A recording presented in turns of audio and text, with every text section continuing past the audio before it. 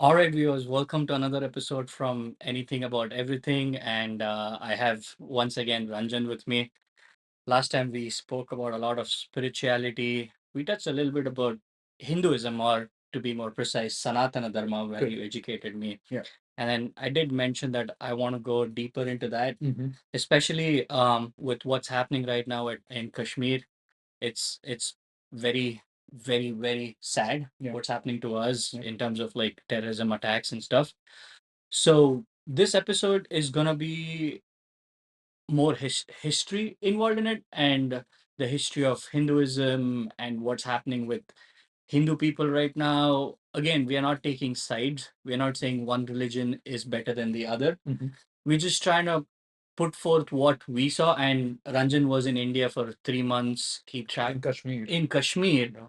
and then he traveled in and around. And I'm just gonna ask him more about his experiences and what I know about a little bit of history that about Hinduism. So let's get straight to it. Ranjan, how was your trip to India? It was fantastic and horrifying at the same time. Why is it horrifying?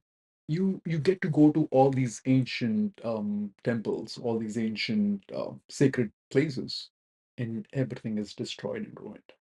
And you feel like a part of your own lineage is under so much scrutiny, and no one cares about it, right? And for all practical purposes, you feel like, have I been consciously living? Have I even known about my own history? Do we, do we know our origins at a true level? Do we know about our origins at a conscious level? Are we truly aware of who we truly are, right? And then a part of you cannot help but weep over these facts, because you see the extremism is not something that has only happened in like 19th and 20th century. It's been happening throughout history, Hmm. right? And then it's always like, I again, we are not going to take any sides, and it's always like, um, everyone keeps, especially after the attacks, there's like one particular group that comes out and says, oh no, terrorism doesn't have a religion. Okay. But then when was the last time you heard about a Buddhist terrorist or a Jain terrorist? I did not hear about them. Okay. Maybe terrorism doesn't have a religion, but religion definitely, provokes terrorism. And I think I don't need to explicitly state what religion it is. It is out in the news. Okay. And then it always goes like, when we attack, it's okay. But when we are being attacked, we'll play the victims. Hmm. How is that true? How is that valid? The narrative is like, it's so two-sided. Like you won't be able to figure out which part it is. Right. And that's how they start blurring the lines of history with their victim card and with oppressing people. Interesting. Yeah. So this also reminds me of a little bit of Palestine and Israel, but we'll get there a little later. Mhm. So let's address the issue that you said about what we know about our lineage. Mhm. Can you educate me what Sanatana Dharma or what Hinduism is? How did everything start? And we can talk about how Hinduism was tried to be destroyed or how Hinduism was oppressed. We can talk more about that. So let's start with Yeah. this. So, from my understanding, right, we are a monotheistic religion. What is monotheistic? Monotheistic means ultimately we have one superpower Okay. or one supreme god, right? Okay. Let's not even call it superpower, because nowadays superpower is also countries and everything, right? The US is superpower and everything. So, one supreme personality of Godhead. Okay. Let's use that word Mhm. instead, right? And he takes different forms to reach people at their level, or Okay. to reach all the living creatures at their level. Okay. Mhm. If let's just say, if you were to pet a crocodile, let's just say it, okay, you take a different stand on it, right? But if you were to pet a dog, you take a different stand on, Right. right? So your stand is going to change based upon, your observation and everything and on the Correct. situation, right? But ultimately the you is still not shifting, Correct. right? We should think about the supreme personality of Godhead in the same lens, right? And my understanding, again, the I told you about this. What I practice is Kashmir Shaivism, right? Okay. Honestly, you cannot attribute it just to Kashmir or anything. Okay, it is called Trika. Okay, Okay. Trika is something about Shiva, Shakti, and Nara. Okay. Okay, so there is Shiva in this terms is like consciousness, the supreme consciousness. Shakti is the energy, right? And Nara is all the living beings, Okay. right? All living beings have consciousness and energy in them, Right. right? So no matter whether you try to dissect it from a philosophy perspective or from energy matter perspective, this theory holds true. Mm-hmm. It cannot be broken down otherwise, right? If you're not conscious, what's the point of having energy? Right. And if you're conscious and not having energy, what's the point of having that consciousness? It's the play of Shiva and Shakti, or the play of consciousness and energy, is the cause of everything in this universe. Mm. And that is what we call, that play is called Leela. Okay. And that is uh, that Leela creates everything. Their play creates everything, right? Of course, to every game there are rules, right? Otherwise, what's the fun in playing a game? And everyone's going to make up their own rules at that point. It's almost like when you played cricket when you were a kid. Mm-hmm. If you got out and if you were the one who was having a bat, you're like, I'm going home at this point. The rules cannot be broken like that, right? So from this perspective, there is something called Sanatana Dharma. Mm-hmm. There are certain rules, certain practices based upon the place that they come from, the language that they have, and the availability of resources and everything, Mm-hmm. right? And that takes form of their culture, their traditions, and everything else, and it's broken down into various levels. That's all there is to it. Okay. So this was the formation of Sanatana Dharma. My understanding. Okay. And where did this Hinduism term come from? It's actually a colonial term Mm-hmm. that came in, and that was given to us by the British. Okay. Okay, until like almost mid 1800s or early 1900s, there was no word called Hindu at all. In fact, if you refer to the Vedas or the Upanishads, right, there is no word called Hindu mentioned anywhere at all, right? Mm-hmm. And that's where I keep saying, right, we are so unconscious about our own history, right? To a level of where we should all hold ourselves, our parents, our grandparents, and everyone responsible for not having given us the right knowledge. Yeah, I mean, I also think there's a little bit of um play here where I went to a school that was Baldwin Boys High School, which is a Christian convent that was mostly built by the Mhm, British. mhm. So they didn't have this history part where we mostly studied about the history that they taught us. I don't know which one is true, which one is not. That is true, but what about the history that your family is supposed to teach you, That is true. You bring up a good point. right? Because the history that is being taught in your school is something that is relevant to the world history. Mm-hmm. What about your family lineage? Like, for example, if I ask you, who is your Kula Devata, or who is your family's Kula Devata, Mm-hmm. right? And why do you worship them? Mm-hmm. And who is your Grama Devata? You should be able to find out these answers.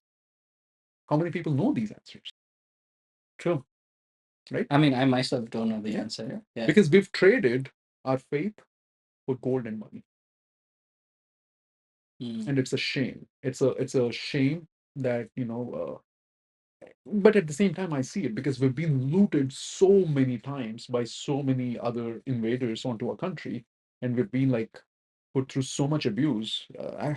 If we do research, right, I won't be surprised if Indians have generational trauma in them. Hmm. You know, and when a person who has not seen money and has seen that only a person who has money is able to rule the world, now you trade everything else, and then you want to make sure your children have money so that they can have a better life. And so when the child says, no, you know what, I want to pick up like the book of Vedas instead of joining on to like Kumon math or something like that, you'd be like, what are you going to do with it? Mm. How are you going to live? Because that is the sad reality. If priests, would you, if let's just assume that you had a sister and there's a priest in Bangalore who's just performing his rituals in a small temple, would you consider giving your sister in a wedding alliance with that priest? I mean, that's an open-ended question because I believe like if there's love, then they should be given. True. But would the entire family be happy with that decision? I mean, if I have to take my grandparents, I don't think they would be. You know why? Why? Because it comes down to security of life. True, You know, true. we would much rather see like a fancy car or a person with a big bank balance because we assume that a person who has money can offer security.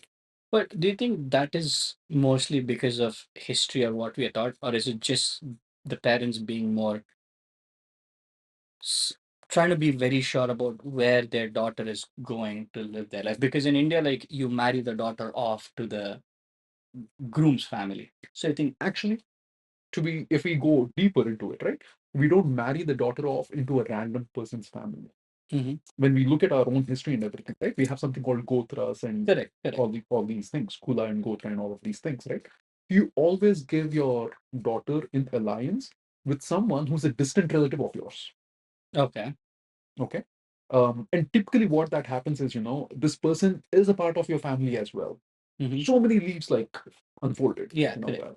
the West looks at it like a taboo and everything. Sure, I'm not promoting like any incestual relationships at all. That's not the point over here. But then the same West again proclaims the 6 degrees of separation. What is 6 degrees of separation? Like you This have to be like six. it essentially says that you are connected to every other person in this world either through 6 connections or something. Oh wow. Yeah, Okay. yeah. Okay. Okay. Either through a familial relationship or a friend's relationship or something like that, but you know every other person, like Mhm. 1 in 6 people you would definitely know, kind No. of a thing. That's the Okay. narrative On there, average. on On average. average. Yeah, Yeah. yeah. But when we come back to this, it's always like, when you're sending your daughter, your like the mother would send the daughter to her maternal home. Oh, okay. It's technically sending her back to her own home where she Exactly, grew. exactly, Yeah. so that you can feel secured, Uh-huh. right? Saying, okay, I know my parents, I know my maternal side of the family, and so based off on that, you can make an assessment. Is she going to be safe over there or not, kind of a thing, right? So it was always done traditionally like that. Hmm. But later on, weddings became more of like a pompous show rather than finding the right groom. Mm-hmm. Okay. How many people actually ask for habits of a person these days? Ask what's the level of education? What's the job? What's the True. pay package? Is he going to go abroad? Are you interested in traveling? These are the questions that come arise, right? Yeah. But that is because of the influence of social media and Social everything. media, Yeah, yeah, internet. absolutely. But anyway, before I lose track of things, the word Hinduism that Mm. was coined by the British because they were not able to understand. We have like so many gods and goddesses. When you go to the northern part of India, they would worship one god. Mm-hmm. When you go to like the eastern part of India, there's like other gods that they worship. They were not able to establish what is this religion, because for us there is only one god, okay, and for Islam there is only one god. For Buddhism there is like Buddha. Again, it depends on which version of Buddhism. If you're going into Tibetan Buddhism, there's like Green Tara, like you have other goddesses as well over there, right? But when it comes to Hinduism, you have like a Grama Devata, you have a Kula Devata, and not enough with this. In the modern days now, people believe in like Babas and Rishis and everyone, so they were just not able to put it. So the legend goes that once they crossed the Hindu Kush mountain, Hindu Kush Mountain. okay, which is now in I think it's in modern Syria. Mm-hmm. Okay. Once they crossed that, it was all tribal, faith and tribal beliefs and everything, right? They all started worshiping their own deities and everything. And from that point, they said, okay, we'll call it Hinduism. Anything beyond that Yeah, point, people who live beyond that correct, point. Okay. correct. So it was mostly kind of like a border Mhm. of people who live. It's not a religion It's not a technically. religion, technically. Yeah. Makes sense. So I remember reading about a few things where Muhammad Ghazni invaded like India Mhm. 17 Mhm. times, right? So again, India was ruled by Mughals, Marathas, Yep. um, like various other kings. Mhm. So how much role did this play in terms of our temple being destroyed? Islam, whether they like to admit it or not, Islam faced the brunt of the destruction of the major temples in India. Is it only Islamic, Before Islamic invasion, it was Buddhists who actually destroyed the temples. Buddhist? Yeah, yeah, Are you 100% sure? I am 100% sure. Why would they destroy Hindu? Um, So you're talking about Gautam Buddha created let's Buddhism? let's actually, you know, uh, again, this is going to tread on lines of a little bit of controversy over here, right? Who is Gautam Buddha? He was the king Siddhartha, like who said, okay, he had a war and then he saw the the distress and the death in the war where like layman died for It's him? all a parable. Why do you say that? Because his original name is not even Buddha. Siddhartha. Okay. What does Siddhartha mean? I have no idea. Siddha means someone who's attained a siddhi. Okay. Artha means the meaning of that. Okay. Okay. His actual name might have just been Gautam. Okay. Gautam is actually a Hindu name. Correct. It comes from the Gautama Muni. Correct. Okay. So whether we like to admit it or not, Buddhism is a facet of Hinduism. Agree. Okay. Mhm. And what happens is when you have like a group of minority uprising, okay, and when the voice is not being heard, okay, there's only two ways. Now they either scream loud or they start breaking things. But why would isn't Buddhism known to be more peaceful clan, like more That's the facet that is given. But if you research about some of the caves, Mhm. okay, before Buddhism, there is this other part called Ajivikas. Like, trust me when I say this, 95% of the people don't even know about their existence. Okay. Okay, Ajivikas. Ajivikas, yeah. Mhm. And it is so blatant that when you go to some of these temples, okay, like the caves, when I say temples, right, these are caves essentially, okay, Mm. caves that are carved out of hills and things like that, okay. Earlier there used to be like Sanskrit writings, and there was like deities of Hindu gods and everything, and Buddhists did not destroy it, but what they would do is they would overwrite on top of it. Mm. Okay. So it was, the destruction was still happening, but not at a level that Islam did, Okay. because Islam would like 100% destroy the stupas and the sculptures and everything. And some people were like so paisachika, or they were so evil-minded that they would get so much happiness when they took these stupas or the sculptures and they put it on their steps and walk on top of it. It would give them like an emotional high, because they've like, okay, I've destroyed the other religion.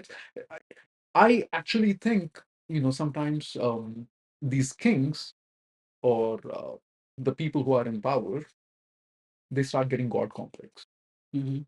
They start thinking, okay, I'm the messenger of the God. Okay, I have to save the people, which is a good intention. Okay.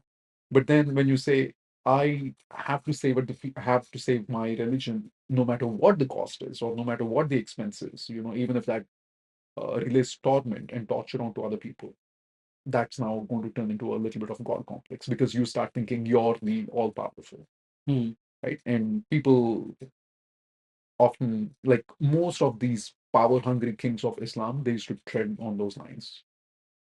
So this we're talking about probably 10th, 11th century right now, Yeah. right? So I remember I've read this book from this is a while ago that I read. What is the author's name? I'm trying to recollect. Devdutt Patnaik. Devdutt Patnaik. Yeah. Exactly. Okay. Okay.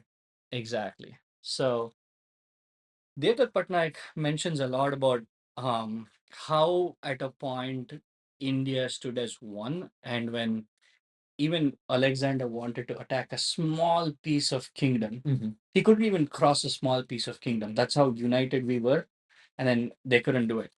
And then he kind of mentions this is mentioned in a podcast with Ranveer guy, beer biceps guy who got into controversy. Yeah. So again, I'm trying to recollect that he mentions there was an internal conflict among the leaders in India, and most of them were Hindu leaders too.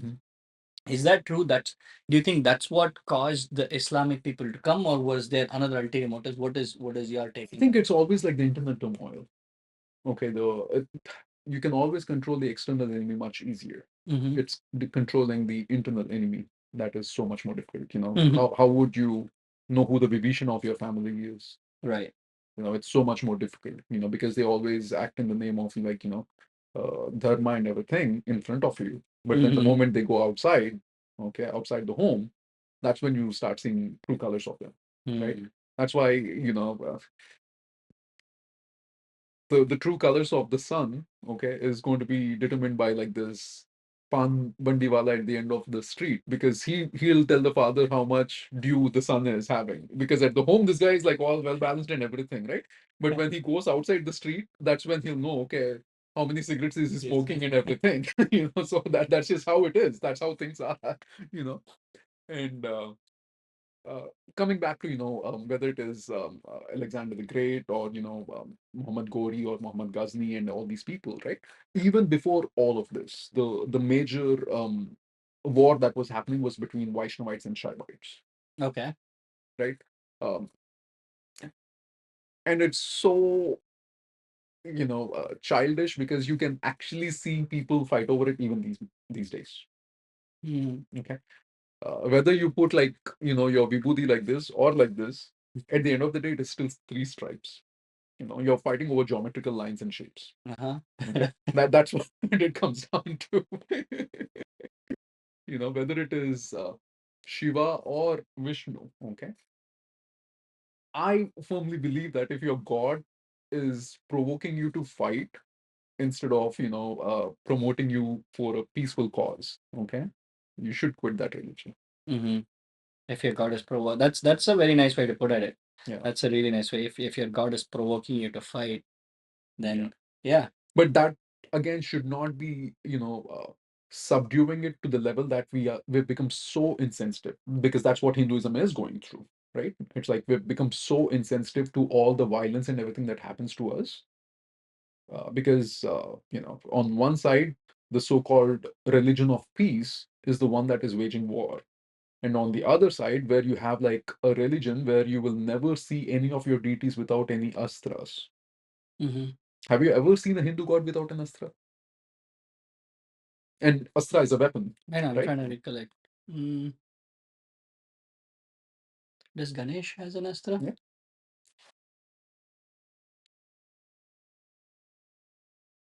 Lakshmi? she has an astra. Saraswati? Everybody has an astra. Interesting. Okay. Because Saraswati Devi also has multiple forms. Hmm. She is in the Neela Saraswati Devi, Correct. and she's also in, similarly, Ganesha, right? He has a peaceful side and he also has like a violent side. In fact, Ganesha, fights Parshuram in one of the battles as well. Mm-hmm. So, well, Ganesha fought the demons as well, right? So he has his own weapons and everything, right? And on the other side, what are we learning from it? When you are supposed to be peaceful, you have to be peaceful. But when someone is, encroaching onto your territory, or when someone is doing adharma, you have to stand up to it. You just have to stand up to it. That's your moral obligation, right? Everyone wants Krishna to take one more avatar, okay?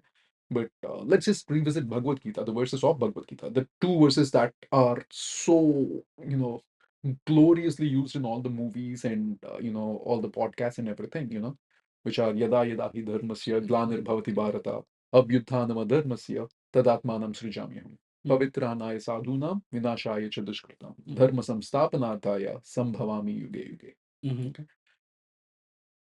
Sambhavami. Okay. What does that mean? I take form every time when dharma is being put to test by all these adharmic followers, right? The I is Krishna speaking on one level, but the I is also you have to stand up for dharma. Mm-hmm. And the fundamental principles of Sanatana Dharma, right, is Dharmo Rakshati Rakshita Dharma. Mm-hmm. You save Dharma, and Dharma will save you. Mm-hmm. And no one knows about these things. Right now, Hinduism is almost like, oh, I wore a sari and I'm doing this puja. Okay, we did Satyam Narayana Vratam at our home. We'll share some pictures on WhatsApp. That's the level that we've dropped. Mm-hmm. What are you doing about the very temple in your hometown that is ruined? Mm-hmm. And not ruined because of old age and everything. If you go and see the temples, all the idols are being stolen away, and they magically end up in like world museums. Mm-hmm. Yeah, it's a sad reality of life. Yeah. Wow. And then when you spoke about religion also, right? Like you said, um, provoking terrorism or anything. So I feel I don't think like I want to piggyback on your statement of God provoking fight or God provoking peace and love, Mhm. right? So I feel like religion is one thing, but also the perpetuators using the name of religion, Mhm. right? Um, could be another thing. So I personally feel there is a problem. For example, one thing that I think about is Osho. The most of my thing comes from the Wild Wild Country documentary, right? He's an Hindu person who said like he's almost like kind of God, and we saw what he did. Mhm. So, do you think that plays a bigger role than the religion That is the itself? God complex that I'm talking about. Okay. That is the exact God complex that I'm talking about. These people start with, maybe, not in all cases, maybe in some cases they start with a good intention, and then the people around them start corrupting them.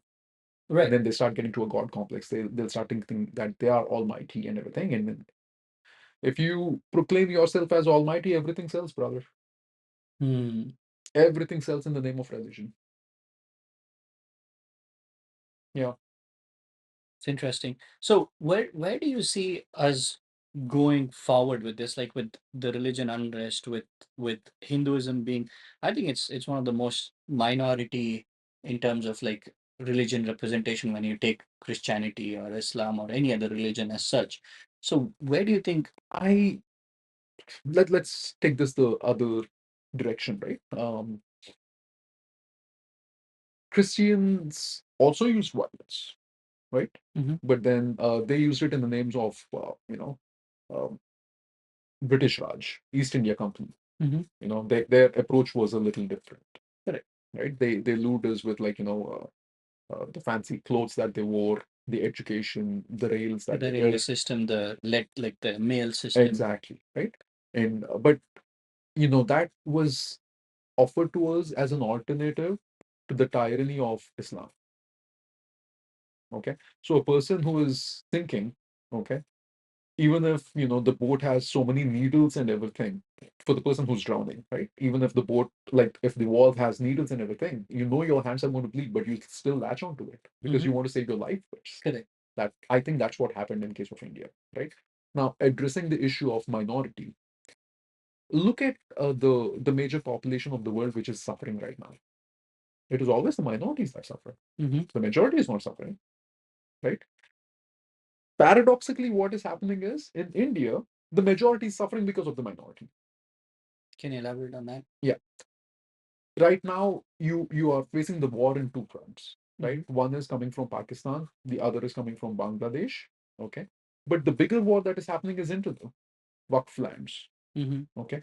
How in the right mind can someone put a claim on a temple that was constructed before Islamic invasion, saying that belongs to Waqf? mm, And this is happening in Vellore. This is happening right as we speak. Okay, the case is still in Supreme Court. Okay, and their so-called imam or whoever the local person is, he's sending eviction notices to the people of those village, saying this entire village belongs to us. mm. Okay, who do you think is the first largest landholder in India?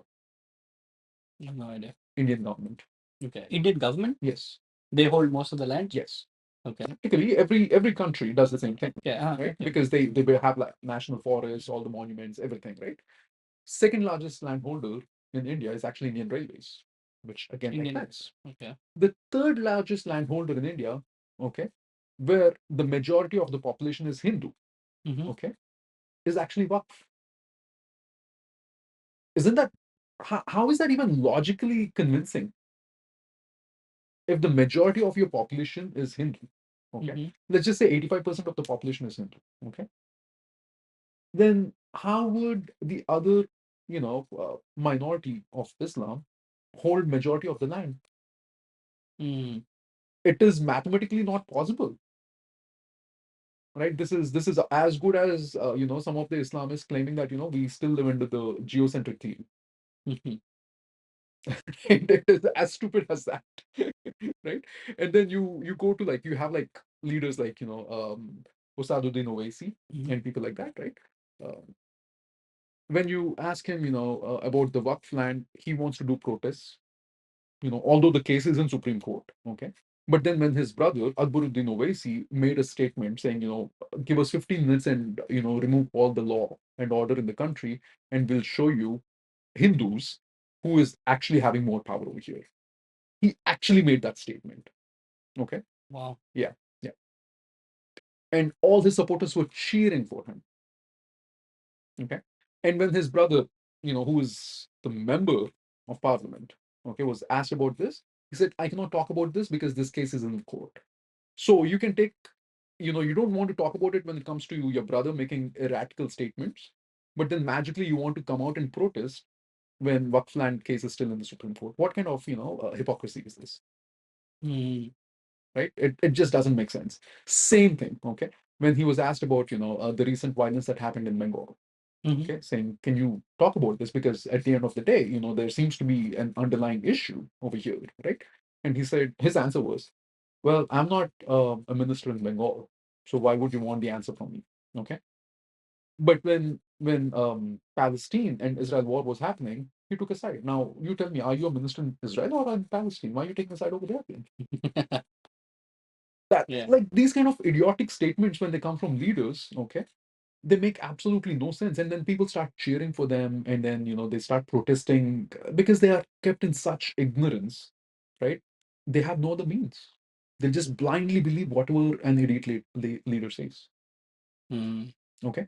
And it is exactly these kind of idiot leaders, when they get to power, okay, they start destroying the other temples, the education system, they start changing the language. Okay. Let me ask you this question. We say Zilla Parishad, Mhm. or we say Zamindar. What is the origin of that word? It is not an Indian word. Zameen is it's not connected with Sanskrit at all. Mm. Okay. Zilla is not considered as a Sanskrit word. It's not an Indian word. Taluk is not an Indian word. So when did we start normalizing this in the legal system? Mm. Because our code of conduct, our legal system, right? It takes one approach. Our justice system takes one approach. You know what that is? Satyameva Jayate, right? That is a Sanskrit word. But everything underneath that is again Urdu or Arabic. Correct. You're so confused that you make no sense. And the same confusion goes on to the generations now. That's Mm. why people don't even believe in the legal system anymore. How many people believe in the legal system in India? That's true. They don't. In fact, so many people give up saying, if I go to court, now I have to keep, moving to courts like multiple times and everything. Mm-hmm. It's a waste of my time. I'd much rather give up on this. And then they just give up whatever duly belongs to them. Yeah. It's sad. It is really sad. It is, for me, I'm trying to get at is like what is a course of action that could be taken going forward? So the other day, Pakistani Army general, he made a statement. He said, when the forefathers, when they thought about, breaking the country into two, they did it because, fundamentally Hindus are so different from Muslims. And that's why they broke it. Okay. Um, whether we like to admit it or not, he made a statement. Mm-hmm. Okay. Now the question says, okay, then in that case, when so many Muslims moved to Pakistan or Bangladesh, okay, why did so many people also stay back in India? India. Is it a matter of convenience? Or is it because you have a sense of belonging to India? Or is it because you have a sense of belonging to your property in India? Okay. The one thing is, a true patriot would say, I belong to this country. Okay. Mm-hmm. A pseudo patriot would say, the country belongs to me. So what is the narrative that they're building? Mm. Do they belong to an integral part of India? Or do they believe that an integral part of India belongs to them? That's the question to be asked. Right. And, if someone wants to leave, by all means, leave. Okay. No doubt about that. Okay. But if you want to live in India, you have to understand that you have to live in harmony with other religions. Mm-hmm. Okay. You cannot just keep making pseudo claims. You just can't keep building false narratives. Right. That is where the problem is. It is a buildup of such false narrative. Let me ask you this question. How many times in your textbook, okay, have you read about Hindu kings? Shivaji Maharaj, Yes. Again, okay, not in textbook. Krishna Deva Raya, Oh, in the textbook, yes. Cholas and the Pandyas. In the textbook. Okay. How many chapters were dedicated to them? Probably one chapter or Right. one like here and there, one How many paragraph. chapters were dedicated to Tipu Sultan? How many chapters were dedicated to Aurangzeb? Akbar the Great. Akbar the Great. Okay. Babur. Okay. Qutub Ali Shah. Mm-hmm. Okay. Khilji. You have like entire chapters dedicated to these people in the history textbooks. They've systematically been trying to reduce our own history and then build a false narrative. But how could they do it in a Hindu Hindu country? How could they do that? Where how could they come in and In the play that similar role? way that Rajiv Gandhi banned the Satanic Verses by Salman Rushdie, Hmm. in a similar way that they banned the Da Vinci Code in Andhra Pradesh when the book was released. Why are you banning books? Okay, let me ask you this question, right? Um, what is the world doing? Everyone in the world is like talking about ISKCON and Krishna and everything, right? How many people are actually aware that the ISKCON leader of Bangladesh is jailed and has been in jail for the last 6 months? I didn't know this either. Yeah, yeah. Hinduism is under attack in Bangladesh. There's a genocide going on against Hindus as we talk. In Bangladesh? Yes, And how come nothing comes up in the news about that? it does come up, but we've become so insensitive. We just don't care. It's a So shame. in Bangladesh, there's an issue like they Yeah, are attacking yeah, Hindus. yeah. Hindus are being killed and women are being raped. Temples are being destroyed. Even now, Yes, it is happening this very moment as we talk. in the name of religion. Yes, Bangladesh is so close to becoming an Islamic nation. But didn't India India support Bangladesh when Pakistan wanted to take? This is the problem. India always supports all the countries which are against them. Okay, it's almost just like how all the countries support United Nations, and United Nations goes exactly against the countries that supported them. Hmm. What is United Nations doing? Because they talk about all the humanitarian rights and everything that is happening, right? Have When was the last time United Nations spoke about the issues in Balochistan? When is the last time that United Nations talk about, ISKCON leader being jailed in Bangladesh? Hmm. Where are all these human rights activists over there? You only find like the tolerant countries where there is freedom of speech and everything. Like, um, that's why, they openly talk about it in like the US, in India, and all the countries where they actually have freedom of speech. When it comes to other countries, where are you? Like, what are you doing? Why is your voice not rising over there? You just publish like one 30-page article over there and then let it go for the rest of your life, and you think you're but then when it comes to India and the US, you organize mass protests and everything. What kind of nonsense is this? Your protest should be peaceful, not disruptive, right? When is the last time you saw a peaceful protest in the US? When is the last time you saw a peaceful protest in India? If the so-called religion of peace is promoting peace, why are your protests so violent? Hmm. Right? It, like, either your religion is not promoting peace, or people who are following your religion don't promote peace, which means you should ban them from their religion. But you Hmm. won't do it, because if you do it, you won't get money, Hmm. right? So it's so disheartening. Even like in Kashmir, the Pahalgam attacks that happened like just yesterday. They asked for the name, they asked for the religion, and then they killed people. Yeah. In Kashmir. Yes. Yes. So if you're a Hindu, you're getting killed. And this is not the first time, right? Like what happened to Kashmiri Pandits? Hmm. Okay. The world stayed mute when all of this is happening. Like even now, like no one wants to accept that at all.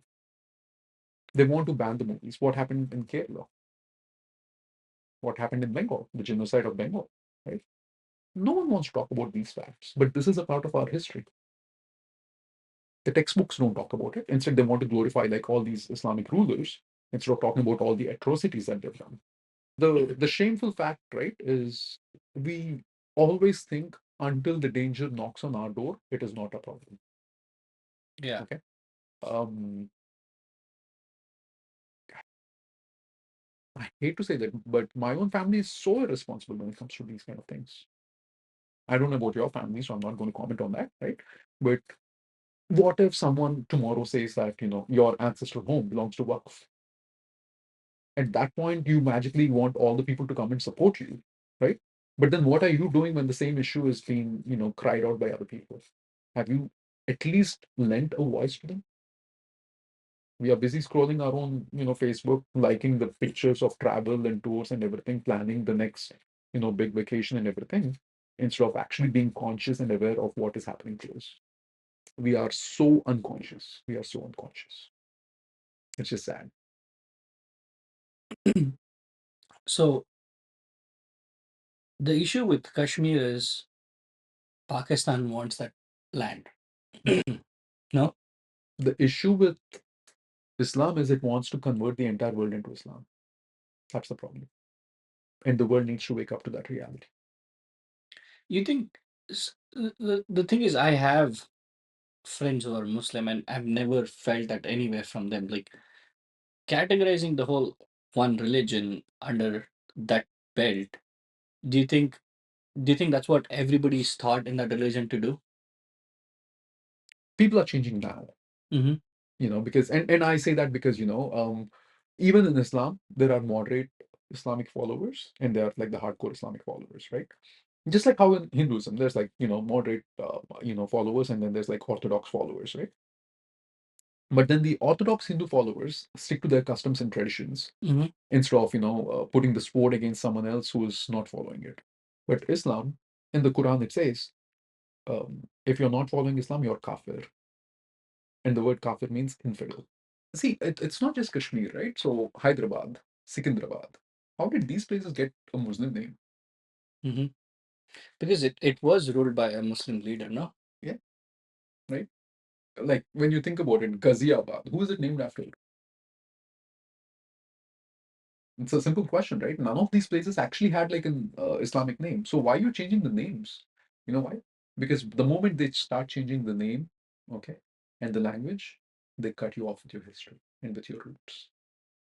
Mm. If you don't know your mother tongue, okay, can you understand anything about your culture? That's very difficult to relate to it. Right? That's exactly what's being done. Okay? And Bollywood normalizes this. Now, certain people in Bollywood are like waking up to this reality and then they're publishing like um, intentional, conscious filmmaking and movie making and everything. But otherwise, it was most of the times it was almost like Urdu that was normalized in the name of Hindi, Mm. right? When was the last time you saw a Hindi movie in which there was like pure Hindi spoken? Yeah, Sure. right. Similarly, when is the last time that you've seen a Kannada movie in which pure Kannada was spoken, I mean, yeah, Canada is mostly infiltrated with English. right? And that's how we are cut off from our roots in history, right? And going back, nowadays if someone doesn't know English, then is not considered as a well-educated person. Since when did having a language deal with education and intellectual capacities of a person? The thing is, I've thought a lot about it. I think it's just the way that how the world economy worked and the world economy grew. Yeah. I think that's where it came into place where, like, when you think about, tech and stuff like that, it was built around that language. So it's just, right? Let me ask you this question. Uh-huh. Okay. I might have agreed with your question, okay, if we did not consider China's progress. Yeah, right. Mm-hmm. Chinese people speak Chinese. Right. In fact, their keyboards are also designed in Chinese, right? Has that stopped China from growing? But I feel like China is more of China. I feel like India and US has a similar like kind of political system Mhm. compared to China. Yeah. Like China is more communist driven country. Like That they have doesn't matter. We are talking about language e- and progress. progress. Language and progress is what we are Progress. talking about, Yeah. right? Yeah. Is China progressed or not? Yeah, it's very Because relatively, China and India and these countries, their development curve started around the same time, correct. right? I'm not saying India is not a developed country. Mm-hmm. Okay, the fact that we still use India as a developing country is outrageous. Yeah, yeah. It's outrageous. We've reached the moon and beyond, Mhm. and we still are looked upon like a developing nation. Okay, I don't think which is we're really developed. a Yeah. stupid narrative. Okay, but at the same time, we also have to understand while India has taken the stance of Western language approach and Western approach onto a level, China has not taken that. Oh, yeah. and they've also equally progressed. They are also equally developed nation, at least comparing with the likes of India. Mm-hmm. Okay, so if someone is telling me that only if you take the language of the Western world to be successful, I think that narrative is broken down. I think it's more of a top-down approach when it comes to that bit. When I say top-down approach, like think of China. China, I don't think China there's even Google in China. They have their own search Which is engines and stuff. good, right? I kind of agree Let me to ask this. you this. I kind of Ask you this question: if tomorrow the government of India bans Google, how handicapped are the citizens of India? they're pretty handicapped. Right? China doesn't want that to happen. I don't think it's that though. I think it's more of like controlling. Like I think it's more of controlling stuff. Okay. So What do you think Google is doing? I mean, Google is trying as much as not to control. I You think think so. so? I think so. I think so. I think so. Okay. At least as like I would take more of a like a X approach where X is trying to promote free speech, Yeah. like those kind of things. Where if you think of a country like China, like I don't think any platform like X would ever exist in that, I can definitely see value in that, right? right? But then when you say Google is not controlling, okay, it's probably not controlling on the search engine level, but it is definitely doing a corporate monopoly control. Yeah, yeah. I mean, Okay. when I think So of if it, there is going to be an upcoming search engine that is developed in India, what do you think Google is going to do? They're going to buy it. I agree with that. Yes. Yeah, I mean, they try to gain monopoly and they don't want any competition, so Yeah. they're gonna, yeah. Okay. And the same thing, Google, Microsoft, all these companies do the same exact nonsense. Okay. The good news is, there's a lot of, Indian diaspora working in these companies. Mm-hmm, mm-hmm. So you cannot just blatantly throw it out on our faces anymore, because people are getting aware of what is going on. But the bad news is Indians need to wake up, and then they need to also start saying, okay, development is not, developing like food delivery apps. That is the most ridiculous thing that you can say, that, it's in the name of startup companies and everything. If you're developing, food delivery apps, right? You're actually keeping one set of people in poverty forever. Mm-hmm. Okay. And on the other side, when you see China, the food delivery is done by robots. Mm-hmm. Okay. You can see a wide contrast in the development. But at the same time, I'm not saying India is not developing at all, because we've landed on the south side of the moon. Okay. Mm-hmm. So there is like one side of the and people might hate me for saying this, and they might call me the butt and all of this. I don't care for who the leader is. I don't care for what the political party is. Okay. I definitely read through the political manifesto before I cast a vote. Mm-hmm. Okay. I don't cast a vote for a person. I cast a vote based upon the political manifesto. Mm-hmm. Okay. People don't even do that. Like if you ask an average person in India, okay, who is your MLA, or who is your mayor of the thing, okay, who's your ZPTC, head, they don't have answers to this. Mm-hmm. They only want to magically vote for, like, the chief minister, or the celebrity who's contesting, Mm-hmm. or the prime minister. It doesn't work like that in democracy. It absolutely does not. Because the one who is actually delivering the water to you, the one who is actually responsible for the things that are happening in your district and everything, believe it or not, it is not the chief minister. It is your mayor, and it is your ZPTC council members. Correct. But people don't want to pay attention to this. Like, pure laziness, absolute laziness. Okay. And the dreams are always in the next Bangkok trip or the next Europe trip, whereas your country is like rotting in poverty over here. That's just the reality of it, Mm-hmm. and people need to wake up to that. I mean, I agree when it comes to political system. How to change? The only way you can change anything, okay, in your life is either through your political affiliation or through your education. Mm-hmm. These are the only two potent ways for you to bring a transformation into your life. Okay, and our education system is corrupt, and our political system is corrupt. So is there a way for you to grow and transform? The only way is you have to self-educate. Self-educate. Yeah. Yeah. Swadhyaya. And I also think if you create incentives towards, when I say incentives, like some kind of incentive for someone to self-educate, that would be helpful too. Well, let me my approach is a little more harsher, for lack of a better word. I think a person who doesn't know who their mayor is and who their ZPTC member is should not be allowed to cast a vote, I mean, I agree. right? Because you're not being responsible for your local community. What kind of responsibility will you be able to hold for like at a national level? Yeah, You just can't, I completely. That's not harsh at all. That's a very valid point. right? I totally agree. And a person should be quizzed on the manifesto of the political party, or like even before they vote, they need to take a test. Correct. Otherwise, your elections and your democracy is useless because every other idiot is going to cast their vote. Exactly. So when it comes to Indian political system, yeah, it's like they say, what is that? You don't cast your vote, you vote for your caste, something like that. That is changing too, by the way. Now you neither vote. Now it's like the next big biryani packet in the beer bottle is what it is. So I mean, what we're speaking about, like in Karnataka, there's a party called Prajakiya. Mm. So that's what they're promoting, and again, it started by an actor, but I spoke about him in previous episodes to Upendra. Like I kind of like look up to him a lot. Oh, I do too. Awesome. So for me, since childhood, I looked up to him, and his movies are Same here. pretty Same here. eccentric, and Yeah. people used to think that I've gone like insane because I look up to him so much Yeah. since I was a kid. Yeah. But he came up with this concept of exactly what you're saying.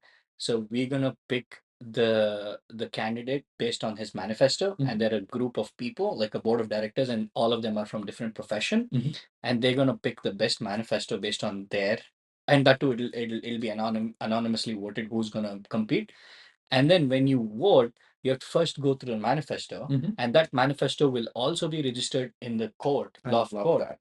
I love that. And now the political party and the leader is going to be held accountable. held accountable, and then he has to give every 6 months the progress of what he has done. And if he cannot meet what he has mentioned there, Yeah. then he can be either put behind bars or he has to get down from the position. Yeah. Yeah. So he's trying to bring that, and I feel it's amazing, I think it's a phenomenal idea. right? Right. I absolutely love that because until we do that, right, it's always going to be like the minority appeasement politics, Right.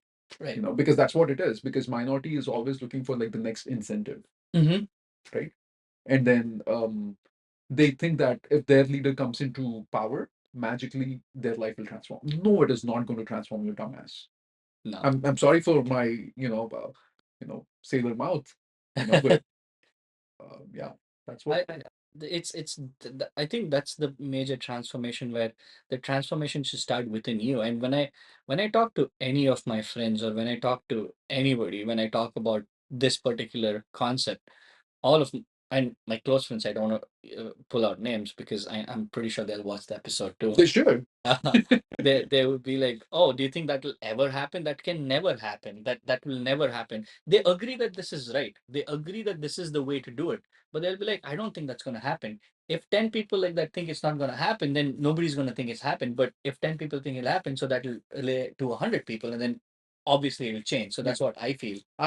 I agree. Communication is a major tool that we have. So that's why my immense respect to you. What you're doing, right, is not just voicing your opinion over here. You're educating and communicating with people about you know what they can learn from it and how they can change themselves or change the people around them. Yeah. Because the moment your voice is broken, what can you do in it? Because the one thing that God has given us and that has made us separate from all other living creatures is our ability to communicate, right? And if you truly want to live your human life to its fullest potential, you need to be an extravagant communicator. Otherwise, there is no point living a human life. Go become a dog and just keep barking. Yeah. It's And sorry for no, taking a little bit of a tangent. That's why in our lineage, right, Vak is considered as like the greatest gift of all. Vak is your speech, right? And it's got like 4 levels to it. Okay. Um, it's called Vaikari, Madhyama, Pashyanti, and Para. Okay. Without getting into the actual core and crux of it, let me just convert it so that the modern the world can understand. Vaikari is how you talk when your tongue is not in sync with your mind or with your conscious mind. Hmm. Okay. It's just that unconscious talking and speaking whatever comes to your mind. Not even mind, whatever it's for all practical purposes. Just think about it like reacting blindly without understanding the cause and effect. Okay. Okay. Madhyama, okay, is something that you're still unsure of, so you're treading, okay, Okay. in the lines of blur over there, okay. Pashyanti is like when you have like awareness of what you're talking about, and you're talking about it after doing some due diligence and research, right? Para is that supreme voice of ultimate consciousness of the mother goddess herself when she wants to, transform the entire thing. And for us, that's why Vagdevi is considered as like one of the greatest, goddesses in our lineage. I feel.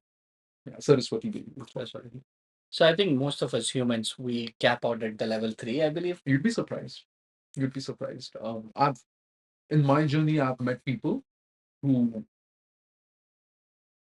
like my Guruji in Kashmir, right? He has Parawa. Like he's so conscious about every single thing that he says, right? Again, that's a rare gift. Okay, you need like years and years of practice for that, and you need to have that divine gift itself, right? But for most of the people, right, I think they can do simple things. Stop watching your phone incessantly. That is the problem of our generation and the next generations. We are so handicapped, right?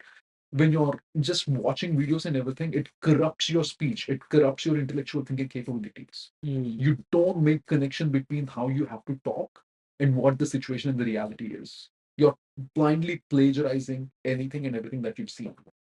You're going to lose your intellectual capabilities because of that. Okay. And what is not at your disposal right now? You can order food, you can order your next big gadget and everything on your phone. Anything. Right? What are you doing with it? Is it really worth it? That you corrupt your entire life because of your phone, just because of the phone. You put that aside for 1 month, and then so many people will become so aggressive. Yeah. You take away phones, and you'll create zombies. Or you create I would say more logically reasoning, Yeah. more thoughtful people. I would say more creative idea Yeah, people. yeah, for sure. Yeah. When you talk about Vakchaturi, I'm sorry taking this tangent, No, but please. this has always occurred in my mind. And now that you speak about that, I think you're the right person to talk to. So Charles Manson, this crazy guy, right? And these cult leaders, Yeah. right? So just with their words, they're able to control people, Yes. right? Yes. And this guy, why I bring up Charles Manson is because this guy's in jail and he makes people go and kill people. Also, there are 3, 4 girls who's never met Charles Manson, and they're like, "Oh yeah, he's my husband and everything," right? Without him meeting, like he can create that charm. Yeah. And I all like it's a funny thought that I get, right? It's like, damn, this guy, like he doesn't even look good, and there are girls saying he's my husband, and I cannot charm a girl. And then on the other side, there's so many times in my past relationship I've tried to get something across to my partner and they've never listened to me. And these guys, how do they control? How do they have this power? It goes multiple levels. Okay, there is an element of supernatural in that, which I'm not going to talk about. Really? Yes, yes, for sure. There is a Vashikaran element in that. You're kidding me. No, I'm not. Most of the Vashikaran is actually done with your voice. Wow. Okay. Okay. And then on the next level, there is something called Parkai Pravesha. Once again, can you tell our viewers what Vashikaran is? Vashikarana, for regular audience, is conjugation. Okay. You take something under your control. Mm-hmm. Okay. And there is something called Parkai Pravesha. Okay. You enter someone else's body. Hmm. Yeah. Yeah. There are things like that. So these kind of leaders are well versed with that. I don't know if they're well versed or if they're aware of it, but then let's take it to a level that our regular audience can understand. Okay. Um, have you heard the "I Have a Dream" speech by Martin Luther King? No. Okay, it's so powerful. Okay, that speech moved an entire nation. Okay, who's your favorite singer? My favorite singer right now is Hanuman Kind. Okay. Yeah. Um, Or the SPB. Yeah, the recent guy. rapper. Yeah, the rapper. Yeah. Or SPB or SPB. anyone. Okay. Or let's just say anyone, even for the Western audience, right? Let's just take Katy Perry. Katy Perry. Okay. If the words that she uses in her song, okay, and if her voice is in sync, sorry about that, No problem. people will do a lot of things. Excuse me, I might have to take this. Take it, take it. That's fine. Hello, who's who's this?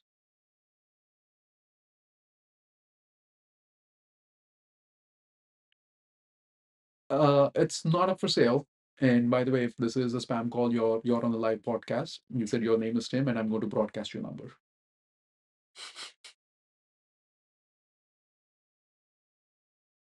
I'm not selling. Yeah, thank you. Bye. Is he asking you selling a house? Yeah. So let's go back to the.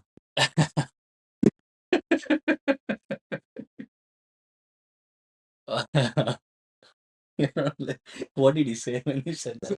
He said, no, no, please. And then yeah, go.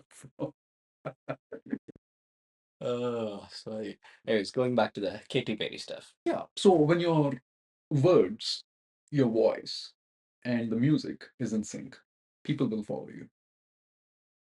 Yeah. Just having the words and voice in sync. And the music. Really? Yeah. Yeah. Yeah. You taking the example of your girlfriend, okay?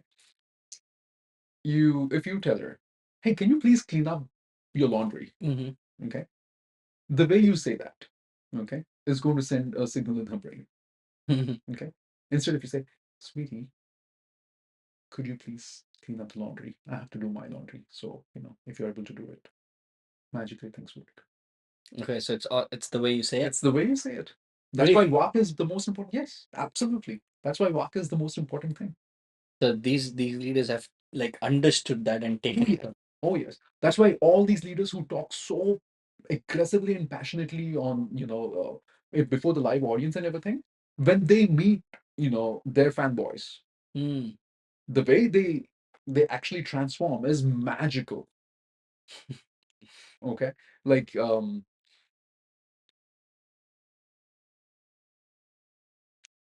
man, I so don't want to give this example, but I in this context, the one person who's coming to my mind is Donald Trump. He is so amazing with the way he says things. He is on point, to the point. He doesn't have a nonsense approach, and he makes you realize, what is, his point of view on certain things. You can hate the man, you can like the man, but you cannot ignore the man. Wow. That's just the reality of it. Okay.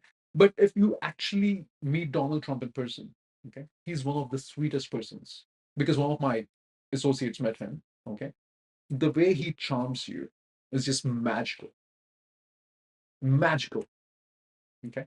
And I don't, again, since we are talking about a lot of controversial things, I'm going to talk about Donald Trump as well.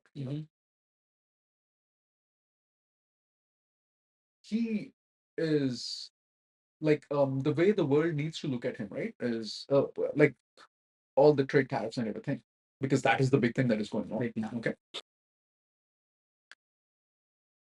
Why is it wrong? I struggle with that idea. Why is it wrong of what he's doing? Because if US is paying 14% to other country, isn't it fair that the other country also pays at least 14%? Mm-hmm. Why is there a hue and cry about it? So anyone who's actually saying is, do you understand how an even society works? Isn't that logical? Like, am I missing something? Is what comes to my mind. Now, don't think for a second that I'm a fanboy of Donald Trump. I'm not. Okay. But the way the world is shifting right now, and it is so important that the world needs to know this, right? There is globalism versus there is sovereignty. Mm-hmm. Okay. All the conflict that you're seeing, okay, is globalism versus sovereignty. Okay. If you are a sovereign nation, why do external countries or external agencies have the power to dictate terms to you? Mhm. That is fundamentally against the concept of a sovereign nation. Correct. Okay. If I'm a sovereign nation, how does United Nations have a policy to govern, what my education system should be like, or how many, you know, refugees I'm going to let inside my country or anything? You have no business in my backyard. Get out of here. I'm a sovereign nation. Hmm. Okay. Well, to understand this in a different way, okay, all the immigrants, okay, at least most of the immigrants who I know of, okay, they want the country to which they immigrated to be liberal, but their own nation to be conservative. Mm. Okay, you want US to be liberal, but you want India to be conservative. How is that valid? Like, do you have clarity in what you're talking about?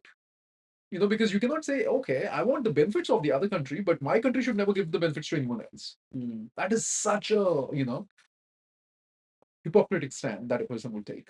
You know, all that Donald Trump is doing, whether he's filling his pockets or not, that's a different story. Okay, all the cases around him and everything. I don't want to talk about it because I don't know much about it. Mhm. And it's not valid that I talk about something that I don't know of. Okay, but you have to give it to the man when he is actually talking about a group of people.